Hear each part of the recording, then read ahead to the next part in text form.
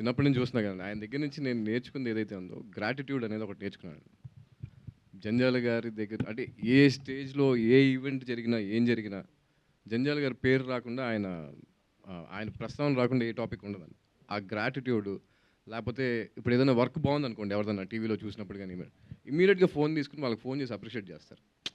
ఇలాంటివి అంటే మొన్న రీసెంట్‌గా 'రంగమార్తాండ'కి కూడా యాక్టింగ్ పరంగా నాకు ఏదైనా ఇన్స్పిరేషన్ ఉందనుకుంటే 'రంగమార్తాండ'కి ఒక సీన్‌లో వాళ్ళ వైఫ్ చనిపోయినప్పుడు చితి దగ్గర ఏడుస్తారు. ఒక సీన్ ఉంటది. దానికి ముందు రోజు ఆయన మేము కిందకి లంచ్‌కెళ్తే కిందకి డైనింగ్ టేబుల్ దగ్గర భోజనానికి రాలా. నేను అమ్మని అడిగా, "అమ్మ ఏంటి ఇంకా రాలేదంటే" "ఏమోరా ఇవాళ తిన్నంటున్నారు. ఏంటి ఒకసారి ఎళ్లి మాట్లాడంటే" నేను ఎళ్లి "ఏంటి నాన్నదా భోంచేద్దాం లంచ్‌కి" అంటే, "రేపు పొద్దున సీన్‌కి నేను కొంచెం వీక్‌గా కనిపించాలిరా. నేను అందుకోసం ఇవాళ అంతా తినకుండా ఉందాం అనుకుంటున్నా. రేపు పొద్దున నా ఫేస్‌లో కనిపిస్తే సీన్‌కి ఇంకా ఎలివేట్ అవుద్దన్నారు." అంటే ఈ ఏజ్‌లో ఆయన ఇంకా అంటే నేననేది ఆయన చేయనియి ఏం లేదు. ఆయన ప్రూవ్ చేసుకోవాల్సిన అవసరం లేదు. అన్నీ చేసేసారు ఆయన. బట్ స్టిల్ ఆ జీల్ ఉంది చూసారా? ఈ ఏజ్ వచ్చాక కూడా ఆ సీన్ అలా పెర్ఫార్మ్ చేయాలని చెప్పి ఆయన అలా అంటే తినకుండా ఉండి ఆ ఫేస్‌లో అది కనిపిస్తుంది.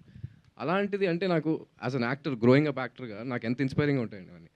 సో యాస్ ఎ పర్సన్ గాని, యాస్ ఎన్ యాక్టర్ గాని I think I am very very blessed to have him as my father అండి. They that they